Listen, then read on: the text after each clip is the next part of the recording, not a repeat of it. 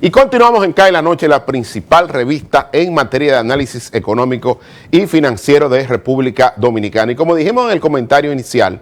el hecho de que el Ministerio de Economía, Planificación y Desarrollo haya publicado la más reciente actualización del marco macroeconómico 2023-2027 y haya ratificado que el crecimiento económico a diciembre de este año sería de 4% y que la inflación caería dentro del rango meta establecido por el Banco Central de 4% más o menos 1%, habla de que la estrategia de coordinación macroeconómica liderada por el Banco Central, pero acompañada también por el Ministerio de Hacienda, ha dado resultados, en el sentido de que ya no hay temor por la inflación. Y si la economía va a crecer por debajo del producto potencial, pues no hay riesgo de sobrecalentamiento de la economía, dadas las medidas anunciadas por el Banco Central de incentivo monetario con estos 94.000 millones de pesos para ser prestados a sectores productivos y a hogares a una tasa no mayor de un 9%. Tampoco habría riesgo de devaluación, ya que el signo monetario dominicano se mantiene fuerte gracias a las reservas internacionales netas de más de 16.000 millones de dólares, equivalente a un poco más de 6 meses de importaciones. Entonces, dado esto, es importante que comencemos ya a integrar información oficial y a proyectar lo que va a pasar en este segundo trimestre del año. Pero vamos a ver, señor director, la publicación del Ministerio de Economía, Planificación y Desarrollo respecto de la más reciente actualización del panorama macroeconómico 2023-2027. Esta fue revisada y actualizada al 6 de junio de este año. Y aquí vemos que la inflación, el crecimiento del PIB en términos reales estaría en un 4%, el crecimiento nominal, es decir, el PIB más la inflación, en 9.72. En el caso de la inflación, estaría en torno a 4%. Y lógicamente estoy hablando de la inflación a diciembre, porque la inflación promedio estaría en 4.7%.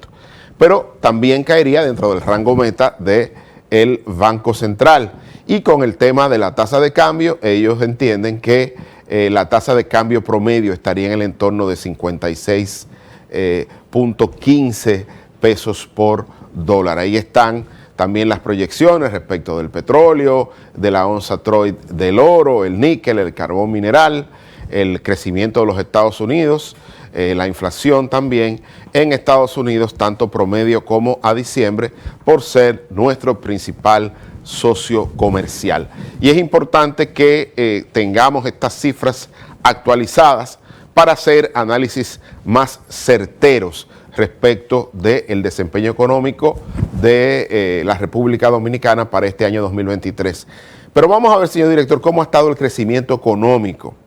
Fíjense que el crecimiento económico enero-abril, esta publicación de los amigos del periódico El Dinero en el día de hoy, que establece que el crecimiento económico para el periodo enero-abril de este año 2023 fue de tan solo 1.2%.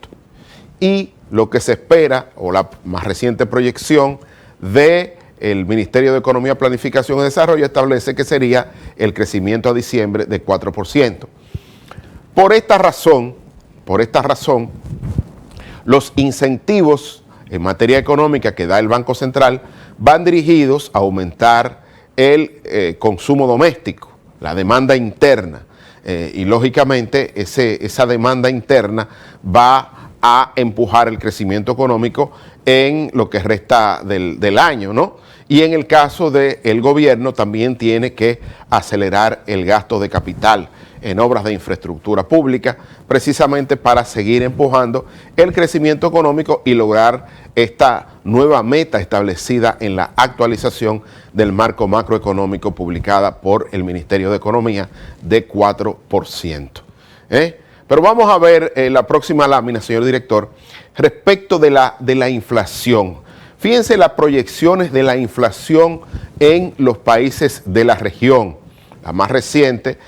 ahora de junio de este año, del Focus Economics Consensus Forecast, que la hace prácticamente todos los meses.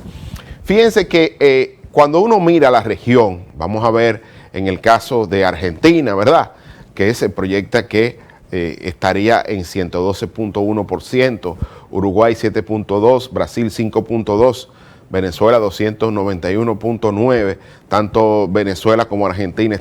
son outliers, estarían muy fuera de la media. Chile 8%, Perú 6.5%, Colombia 11.3%, Guatemala 6.5%, México 5.9%, Costa Rica, ¿verdad?, del país de la región 4.6%, y Panamá, que es una economía que está dolarizada, con 2.0%. Entonces, ¿dónde caería la República Dominicana dentro del esquema del DR-CAFTA? Bueno, lo que proyecta el Ministerio de Economía, Planificación y Desarrollo es que República Dominicana a diciembre tendría una inflación de tan solo un 4%. Estaría por debajo, por lo menos, de Costa Rica y de Guatemala, que son socios en el DR-CAFTA. Y en el caso de Panamá, bueno, Panamá es una economía dolarizada, entonces tiene más correlación con la inflación de Estados Unidos o la inflación internacional, y se entiende que tendría una inflación baja. Usualmente la inflación, como es un tema monetario, casi siempre el parámetro de comparación son los países que tienen moneda, ¿no?, que tienen su propia moneda. Por eso en el caso de Panamá se hace la cifra, pero no se hace necesariamente la comparación. Entonces, dentro de los países de la región, República Dominicana sería uno de los países que tendría más baja inflación. Y esto hay que resaltarlo y evidenciando la coordinación macroeconómica efectiva que ha tenido o ha liderado el Banco Central, aumentando su tasa de política monetaria por un lado, y por otro lado el Ministerio de Hacienda otorgando subsidios desde el año pasado a la energía eléctrica, a los combustibles y a las materias primas vinculadas a la industria alimentaria. Eso ha permitido que actualmente, como la economía va a crecer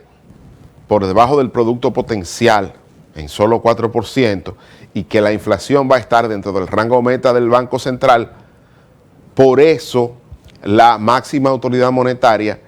tiene espacio para dar estímulos monetarios sin el riesgo de sobrecalentamiento de la economía que vuelva a disparar la inflación, ni tampoco riesgo de una devaluación gracias a las reservas internacionales netas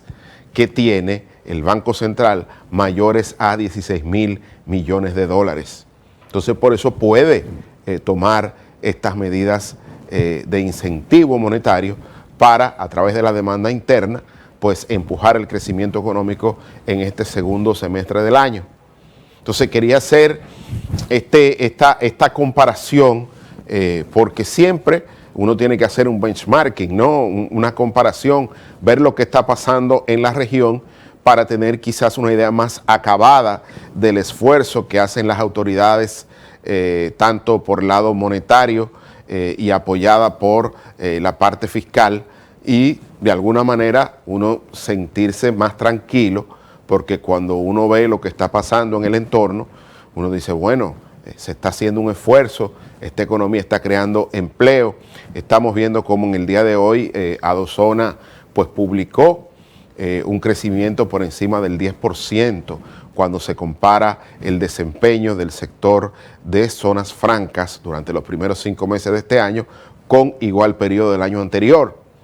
Y eso, si el sector crece, va a significar que va a aumentar el empleo formal en dicho sector. Entonces, en medio de este vendaval inflacionario de origen externo que ya está comenzando a ceder en el tema de la inflación, pues lógicamente tenemos una pequeña economía abierta al mundo como la de República Dominicana, que ya está cambiando su postura monetaria, que era menos flexible a una más flexible, no solo reduciendo su tasa de política monetaria de 8.5 a 8%, sino también dando incentivos monetarios con estos 94.000 millones de pesos a una tasa de 9%, tanto para los sectores productivos como para los hogares. Entonces es importante